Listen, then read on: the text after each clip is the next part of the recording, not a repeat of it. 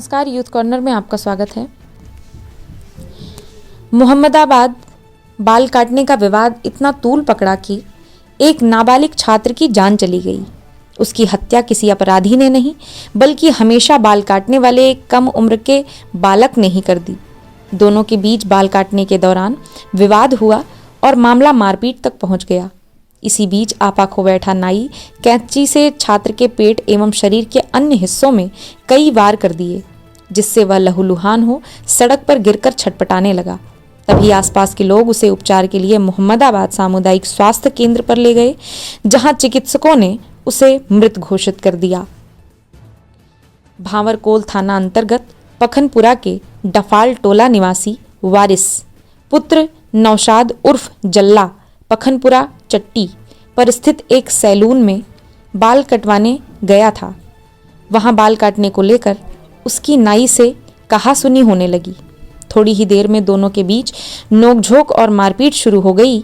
इसी बीच गुस्से में कम उम्र के नाई ने दुकान से कैंची निकाल ली और वारिस के शरीर पर कई प्रहार कर दिए। कैंची के वार से बुरी तरह जख्मी वारिस बेदम हो जमीन पर गिर पड़ा और छटपटाने लगा। तभी आसपास के लोग वहां पहुंचे। वारिस को आनन फानन में इलाज के लिए ले गए, लेकिन रक्तस्राव अधिक होने की वजह से उसे बचाया नहीं जा सका। वारिस कक्षा 9 का छात्र था। उसकी मौत की खबर मिलते ही घर में रुदम क्रदम शुरू हो गया। इस संबंध में पुलिस अधिकारियों का कहना है कि पीड़ित पक्ष की तहरीर पर मुकदमा दर्ज किया जा रहा है। छात्र की हत्या के मामले में तहकीकात शुरू हो गई है। भावरकोल क्षेत्र अंतर्गत एक बालक की हत्या हुई है, क्या मामला है सर?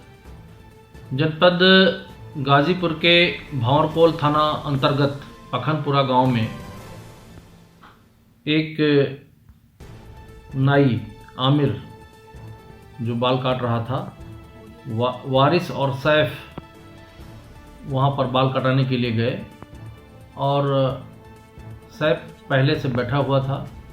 इसमें पहले बाल कटाने को लेकर के आपस में कहासुनी शुरू हो गई और इस कहासुनी में लड़ाई बढ़ गई, जिसमें नाई आमिर ने वारिस और सैफ दोनों पे कैंची से हमला बोल दिया। वारिस के पेट पे कई स्थान पे कैंची लगी और सैफ के भी पेट में कैंची से घाव हुआ है।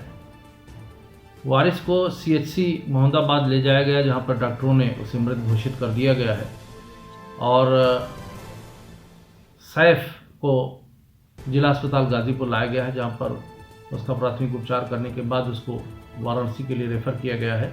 किंतु डॉक्टरों से वार्ता की गई तो उन्होंने बताया कि वो खतरे से बाहर है, किसी वाइटल ऑर्गन पे उसका ज़्यादा चोट नहीं आई है। फिर भी बेहतर इलाज हेतु उसको वाराणसी भेजा गया है।